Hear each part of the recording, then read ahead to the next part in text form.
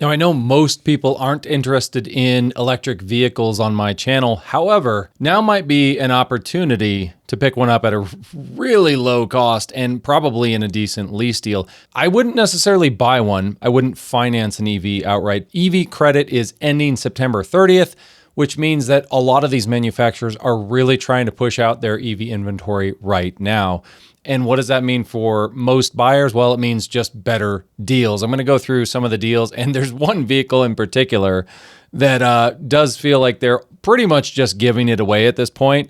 Let's start with that one. So this first vehicle right here, the Volkswagen ID.4, let's go through some of the lease deals they have on this. They're actually extremely cheap. Now, this might be state dependent, depending on your state's EV tax credits, which I think, it is what it is.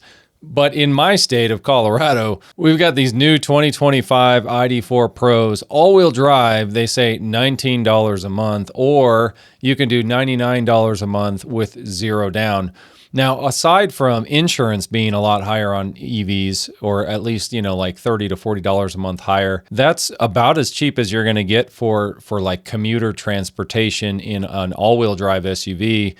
Nissan's got some deals here I'll show you as well, but that is super cheap. And the reason I think they're starting to push these is due to this September 30th deadline. Now, there is a catch though, and there is this, it's a 24-month lease. They want you to put on only 7,500 miles per year. So there's always some catch to these, these incredible deals, but you can actually buy more miles if you need them. I wouldn't recommend this, but they are also offering 0% APR for 72 months, which is becoming very common on EVs because they're harder to push. I would imagine after September 30th, this is going to get absolutely crazy. They're going to really struggle to sell these. Now, similar to the Volkswagen ID.4, if you look at something like the 2025 Nissan Arya, they're really the similar size, kind of the same style vehicle. $147 a month with no down payment. This is also a lease. The Arya also offers 0% for 72 months if you want to purchase them. Again, wouldn't recommend purchasing an EV just yet because I think once the subsidy dies on September 30th, if we end up seeing a lot of inventory go up and prices come down, I think no matter what kind of deal you're getting on a purchase of an EV, you're still going to lose a lot of money in negative equity. So I wouldn't recommend buying one, maybe leasing one if you just need a commuter. And comparatively, the Model Y from Tesla that they just released, it's $431 a month for a long range all-wheel drive on a lease. That's not a great deal compared to a lot of competitors. I wonder what's going to happen with Tesla here soon because their sales are down, and with all the political strife that happened, it could get a little crazy for Tesla. And with Tesla, it surprises me because of headlines like this. I mean, this just came out. Tesla deliveries down 13% as declines continue in Q2 of 2025. They're down 13%. I think they're really banking on this robotaxi thing going through here soon. That has to be what they're banking on, and a lot of other AI autonomous stuff. And the same thing goes for Hyundai. They have a ton of EVs like this Ionic 5. Really pretty decent deals, $159 a month on this for a lease. Now, again, they're trying to stack all these EV credits, the $7,500 federal credit plus Colorado credit of $3,850. You can also purchase the Ionics for 0% for 72 months. So again, they're just trying to push this inventory. Anybody who's building an EV right now is essentially trying to get people into a lease and just get these cars off of their lot. And I always find it interesting when, one of the big three, like General Motors, has the Equinox EV and the Blazer EV, and their deals, they kind of don't really compare to, the competition like Hyundai or Nissan or Volkswagen, and they're really kind of a similar vehicle. Like, I'm not going to trust Chevy's EV any more than I'm going to trust Hyundai's EV, right? It's Chevy building EVs. I mean, they struggle to build naturally aspirated engines. So $7,500 EV incentive here. It's $299 a month for the Equinox EV. The Blazer's $399 a month. I guess maybe it's a little bit larger than some of these other crossovers, but I just don't see them selling a lot of these. Now, just be aware that your insurance might go up considerably if you do lease one of these EVs because they're basing it on the value of the car. So if an EV has a $50,000 or $60,000 value, it's going to be very similar to if you bought a $50,000 or $60,000 truck or whatever it is. Generally speaking, it costs a little bit more to repair EVs if they get into an accident. The batteries cost a little bit more. They could get damaged. They have more specialized parts. However, you tend to balance that out with an EV. So if you're running the EV and not spending money on your oil changes, you're not spending money on gas, so you save a little bit over the course of maybe 2 years, 3 years. Probably going to balance out. The insurance cost is higher, but you have to install maybe a level 2 charger in your house. So that's going to bring the cost up a little bit more, and then you save on your electricity. I think it all balances out to be very similar.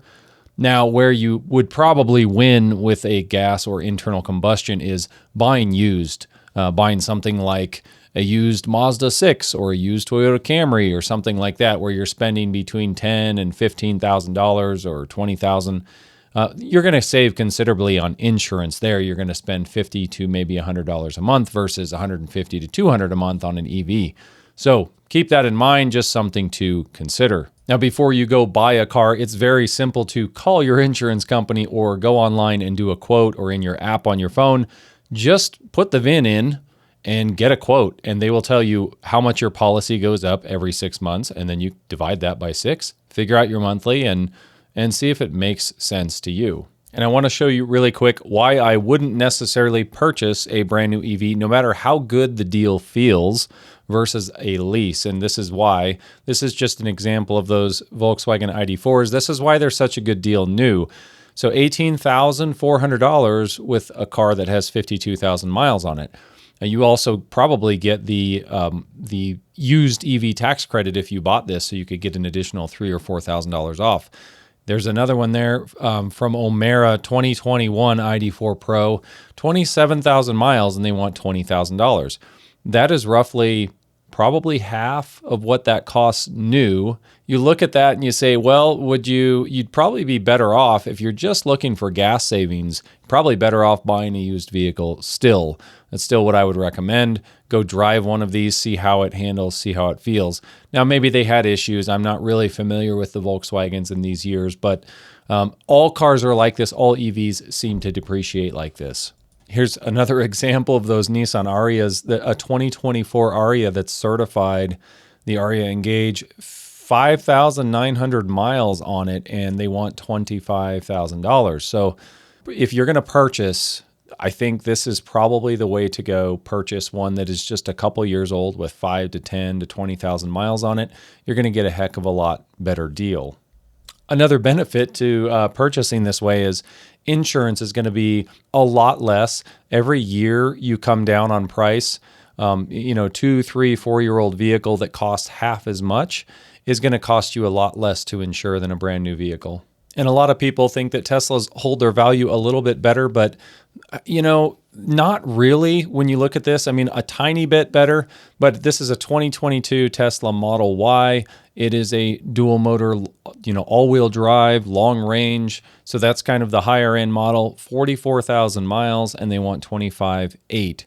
So yeah, I still think that if you're going to purchase, doesn't matter what brand, you're probably a lot better off buying a used one price-wise. Now, if you're just going for the lease, still probably a better deal with most brands. So I'll wrap this up with saying, yes, it does feel like they are almost giving these cars away. If you're looking at a low mileage lease, you don't drive a lot, there are certain narrow scenarios where this might fit your budget and what you want to do. However, I would stay away from purchasing. Stay away from purchasing. Please don't get yourself in some situation that you can't get out of, where you have high insurance costs. When you go drive these new cars, all of them feel nice. Doesn't matter what you're driving, but consider used. Always consider used, and consider a lease if you're looking at new EVs. As always, thanks for watching. Till next time.